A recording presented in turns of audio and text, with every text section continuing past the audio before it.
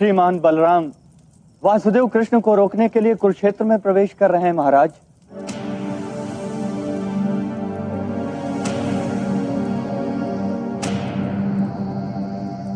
प्रणिपात दाऊ, आप ही की प्रतीक्षा कर रहा था कि कब आप अपनी तीर्थ यात्रा पूर्ण कर यहां पधारेंगे। नहीं कान्हा, तुम्हें भय था कि मैं आकर तुम्हारा पक्षपात रोकूंगा।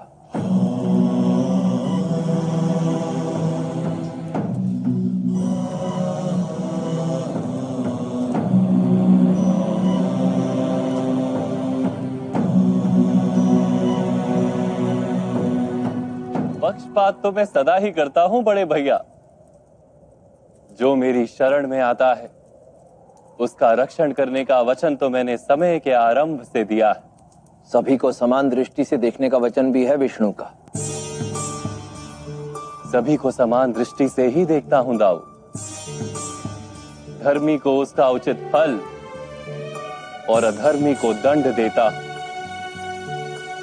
भेदभाव नहीं करता।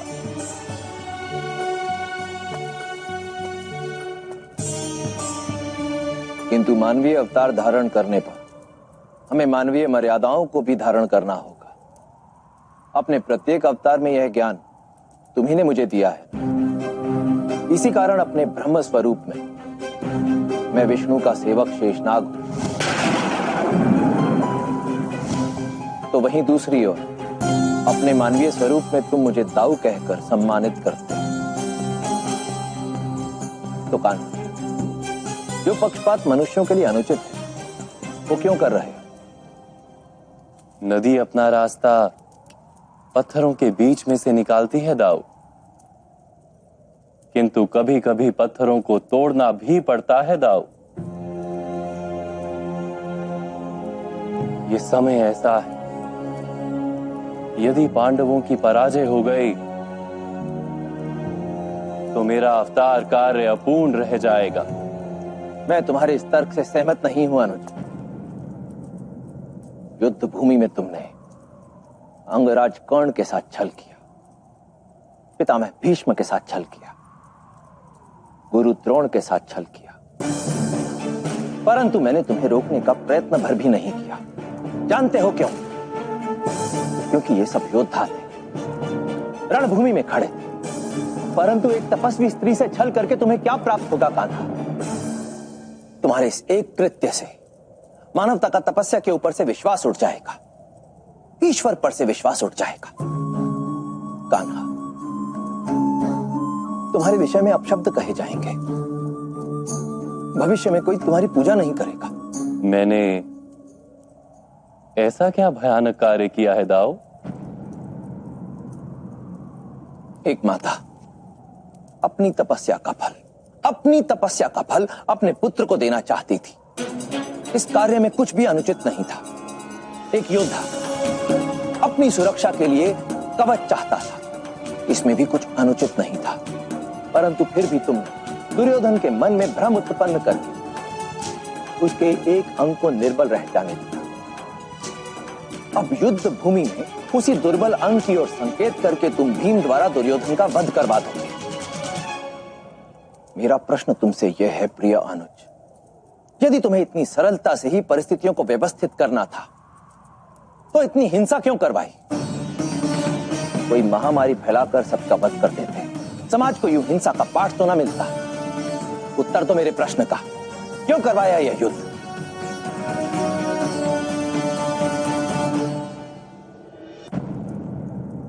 मैं ज्ञान का कारण हूं दाऊ, तो आप स्वयं ज्ञान की मूर्ति हैं।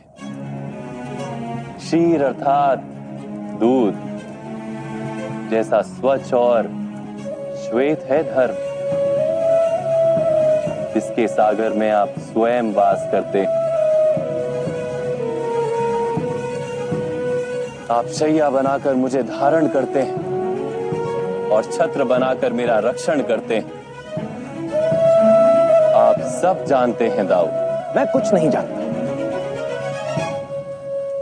अपने मानव स्वरूप के अनुरूप ही मैं अज्ञानता प्रदर्शित करता रहूंगा। परंतु मेरे प्रश्न का उत्तर तुमने अभी तक नहीं दिया आनंद।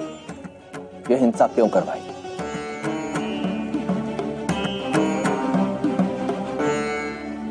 मनुष्य जिस वस्तु का मूल्य नहीं चुकाता, उस वस्तु का मूल्य ही नहीं समझता।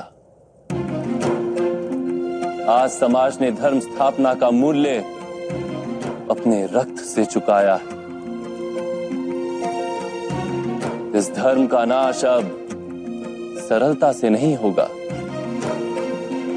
यदि ऐसा है प्रिय अनुज, तो यह मूल्य तुम अपने प्रिय पांडवों को क्यों नहीं चुकाने देते? क्यों पग पग पर उनकी सहायता करते हो? आपका क्या आदेश है दाऊ? तुम भीम को विजय की ओर संकेत नहीं करोगे, दुर्योधन के निर्बल अंग के विषय में किसी से चर्चा नहीं करोगे। देखो, युद्ध समाप्त होने वाला है, इसलिए मेरी इच्छा है कि एक बार, केवल एक बार, पांडव अपनी विजय का मार्ग स्वयं ढूंढने का प्रयास करें। मैं भली भांति जानता हूं शकुनी ने मुझे यहां क्यों बुलवाया है। तुम्हारे लिए बंधन निर्मित करने हेतु। किंतु वो मूर्ख यह नहीं जानता कि मैं तो स्वयं तुम्हारा सेवक हूं।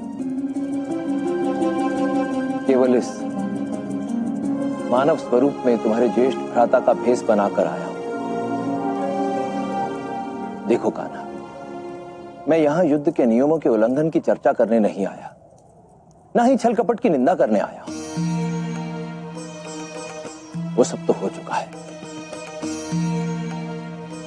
परंतु सोचो, यदि मानवता को यह लगेगा कि सफलता प्राप्त करने के लिए मात्र तुम्हारी कृपा ही पर्याप्त है, तो लोगों का पुरुषार्थ से, परिश्रम करने से विश्वास ही उठ जाए, पुरुषार्थ को त्याग देंगे। इसलिए हे वासुदेव कृष्ण,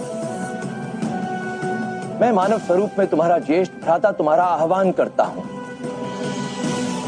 कि मानवता की भलाई के लिए पुरुषार्थ का पुनः स्थापन कर।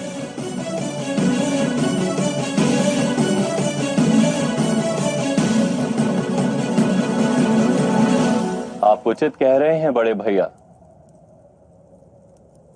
मैं आपको वचन देता हूं, इस द्वंद्व में मैं उनकी कोई सहायता नहीं करूंगा। पांडवों को उनका मार्ग स्वयं ढूंढने दूंगा। दुर्योधन की विजय भी हो जाए तो भी नहीं रोकूंगा।